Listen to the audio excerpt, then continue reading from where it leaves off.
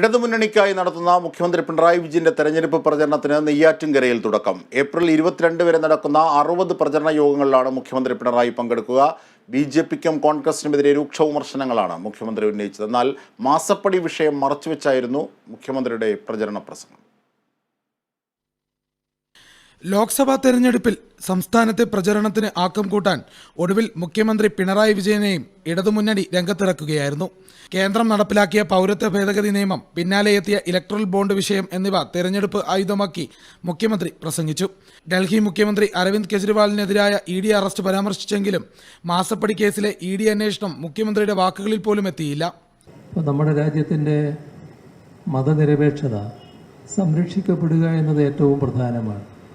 ആ രീതിയിൽ മതനിരപേക്ഷത സംരക്ഷിക്കുന്നതിന് പ്രതിജ്ഞാബദ്ധമായ ജനങ്ങളാണ് നമ്മുടെ നാട്ടിലുള്ളത്.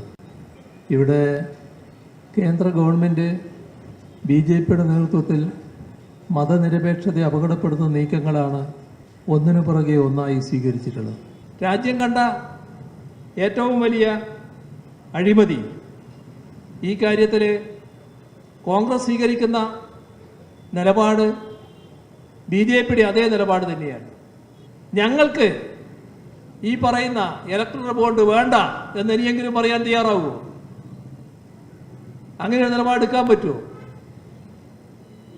അപ്പോൾ BJPയിൽ നിന്ന് വ്യത്യസ്തമായി എന്ത് നിലപാടാണ് ഇത്തരം കാര്യങ്ങളിൽ കോൺഗ്രസിനുള്ളത്?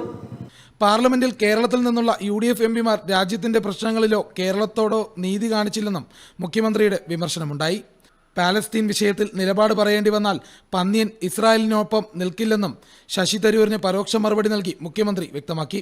20 മണ്ഡലങ്ങളിലായി മുഖ്യമന്ത്രിയുടെ 24 ദിവസത്തെ പരിപാടികളാണ് സംഘടിപ്പിച്ചിട്ടുള്ളത്.